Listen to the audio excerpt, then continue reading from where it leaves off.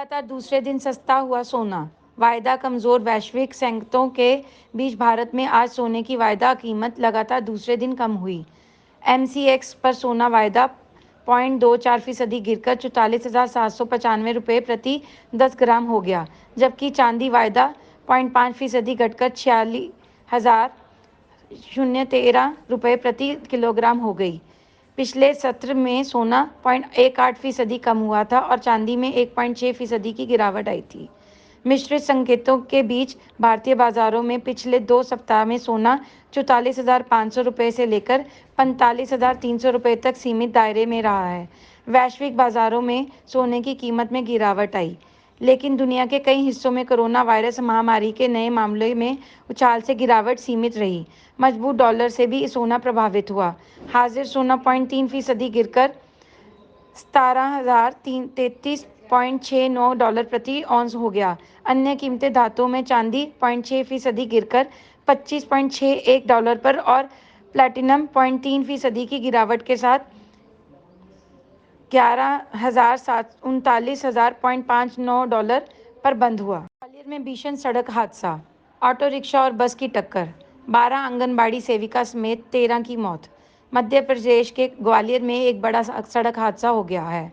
ग्वालियर में मंगलवार की सुबह बस और ऑटो में भीषण भिड़ंत हो गई। इस हादसे में 13 लोगों की मौत हो गई है।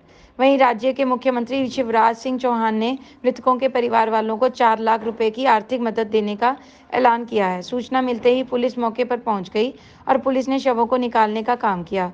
बता दें, मृतकों में 12 महिलाएं और एक ऑटो चालक शामिल है। जानकारी के मुताबिक ग्वालियर के पुरानी छावनी थाना क्षेत्र इलाके में बस और ऑटो के बीच भारी टक्कर हो गई। बताया जा रहा है कि मृतक महिलाएं आंगनबाड़ी के लिए खाना बनाने का काम करती थी। ये सभी आप अपना काम खत्म करके ऑटो रिक्शा में वापस घर लौट रही थी, लेकिन एक ऑटो रास्ते में खराब हो गया और ये सभी एक ही रिक्शा में बैठ गई। ऑटो रिक्शा जैसे ही आगे बढ़ा तो वो आगे एक बस से टकरा गया और ऑटो में बैठी महिलाओं की मृत्यु हो गई। जहांपुर चिन्मयानंद के कॉलेज की छात्रा की लखनऊ में इलाज के दौरान मौत। आरोपियों ने कैरोसिन डालकर लगा दी थी आग। उत्तर प्रदेश के शाहजहांपुर जिले के कांड थाना इलाके में 22 फरवरी को सामूहिक दुष्कर्म की कोशिश में नाकाम होने पर आरोपियों द्वारा जलाई गई छात्र की इलाज में दौरान मौत हो गई है। छात्रा का लखनऊ में ही इलाज चल रहा था। लखनऊ में ही उसका पोस्टमार्टम किया जाएगा। गौरतलब है कि शाहजहांपुर ने कांड थाना क्षेत्र में एक गांव की रहने वाली युवती 22 वर्षीय शाहजहांपुर में एस कॉलेज में बीए द्वितीय वर्ष की छात्रा थी। 22 फरवरी की सुबह वह पिता के साथ कॉलेज आई थी। शाम को वह अधजली हालत में तिलहर थाना क्षेत्र के नागरिया मोड़ के पास मिली थी। ग्रामीणों की सूचना पर उसे पुलिस ने मेडिकल कॉलेज में भर्ती कराया था, जहां से उसे लखनऊ के सिविल अस्पताल में भर्ती करा दिया गया था। लखनऊ में मजिस्ट्रेट को दिए बयान में छात्रा ने बताया कि उसकी क्लासमेट पिंकी ने उसे कॉलेज से बाहर मिलने के लिए बुलाया था। अमेरिका कोलोराडो के सुपरमार्केट में फायरिंग, एक पुलिस अधिकारी समेत 10 की मौत। अमेरिका में कोलोराडो के बॉर्डर में एक सुपरमार्केट में भीड़ के बीच एक बंदूकधारी ने जमकर फायरिंग की, जिसमें एक पुलिस अधिकारी समेत 10 लोगों की मौत हो गई है। पुलिस ने इसकी पुष्टि की है। बोल्डर पुलिस ने इसे लेकर लोगों को अलर्ट किया है और इलाके में नहीं आने को कहा है। कोलोराडो पुलिस के एक अधिकारी का कहना है कि इस संदिग्ध को हिरासत में लिया गया है। वो गोलाबारी के दौरान घायल हो गया था। उसे इलाज के लिए अस्पताल में भर्ती किया गया है। पुलिस का कहना है कि अभी कुछ शुरुआती जानकारी मिल पाई है और हिंसा की वजह का अब तक पता नहीं चला है। राजस्थान आंधी तूफान ने मचाई तबाही, 1,000 करोड़ की फसलें खराब, 3,000 पेड़ धराशायी। राजस्थान में रविवार से उठी आंधी के कारण बीते सोमवार को भी लोगों को भारी नुकसान का सामना करना पड़ा। प्रदेश के जैसलमेर शहर में रविवार रात करीब 11 बजे व सोमवार को दोपहर बाद भयानक आंधी आई। बताया जा रहा है कि ऐसी भयंकर आंधी पिछले 20 सालों में किसी ने नहीं देखी थी। इस आंधी तूफान ने जिले में सब कुछ तहस नहस करके रख दिया। इससे लगभग 1,000 करोड़ रुपए की फसलें खराब हो गई। इतना ही नहीं, तेज हवाओं ने अपनी रफ्तार से 3,000 से ज्यादा पेड़ गिरा दिए। बताया जा रहा है कि इनमें से कुछ पेड़ 100 साल पुराने थे। 58 किलोमीटर प्रति घंटे की रफ्तार से चली आंधी ने 300 बिजली के पोल और 12 ट्रांसफार्मर उखाड़ दिए। और बढ़ता संक्रमण न लगा दे इंडस्ट्री पर ब्रेक। मानेसर और गुरुग्राम के उद्यमियों को सता रही चिंता। मानेसर गुरुग्राम के उद्यमियों को यह चिंता सता रही है कि होली के त्योहार के बाद कर्मचारी समय से लौटकर आएंगे या नहीं। उद्यमियों का कहना है कि पिछले साल कोरोना के कारण 1 साल तक काम ठप रहा। इस साल जनवरी फरवरी के महीने में काम ने रफ्तार पकड़ी थी। कर्मचारी लंबे समय के लिए चले गए तो उद्योग चलाना मुश्किल हो जाएगा। कर्मचारियों के बीच पहली आशंका तो यह है कि कोरोना संक्रमण की रफ्तार बढ़ते के कारण कहीं लॉकडाउन न हो जाए या फिर कर्फ्यू जैसे हालात हो सकते हैं। दूसरी वजह हरियाणा के युवाओं को प्राइवेट कंपनियों और फैक्ट्रियों में 75% आरक्षण का आदेश माना जा रहा है। एनसीपी नेता नवाब मलिक बोले, परमबीर सिंह दिल्ली में किससे मिले थे, ये हम आपको सही समय पर बताएंगे।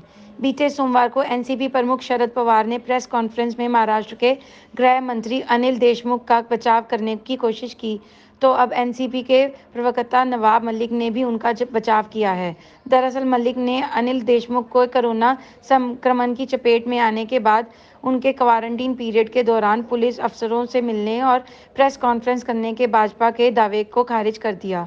एक समाचार चैनल से बात करते हुए अल्पसंख्यक विकास व कौशल विकास और महाराष्ट्र के उद्यमिता मंत्री नवाब मलिक ने कहा कि अनिल देशमुख महाराष्ट्र के गृह मंत्री के पद से इस्तीफा नहीं देंगे और भाजपा के पास ऐसी मांग करने के लिए कोई नैतिक आधार नहीं है। खुलासा, फेक आईडी का इस्तेमाल कर 5 स्टार होटल में रुके थे वाजे। नाम भी फर्जी। उद्योगपति मुकेश अंबानी के घर एंटीलिया के बाहर जिलेटिन की छड़ों में भरी स्कॉर्पियो मिलने के मामले में राष्ट्रीय जांच एजेंसी एनआईए की जांच जारी है। एंटीलिया मामले में हर दिन चौंकाने वाली खुलासे हो रहे हैं।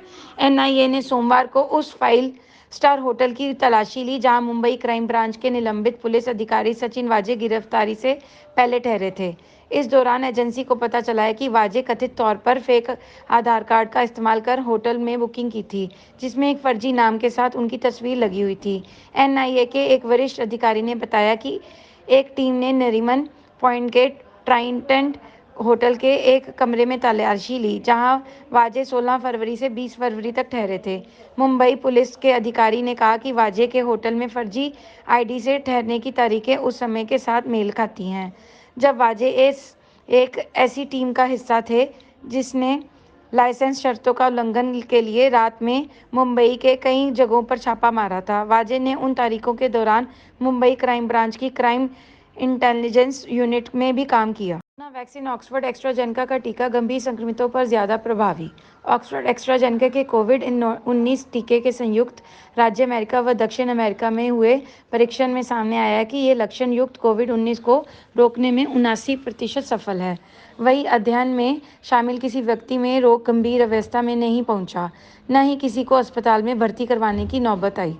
यह टीका बना रही बायोटेक फर्म ने सोमवार को नए परीक्षण परिणामों के आधार पर यह दावा किया। यह टीका भारत में सीरम संस्थान द्वारा बनाया जा रहा है। Subscribe to our YouTube channel News DNN by clicking the bell icon. Don't forget to like, comment and share.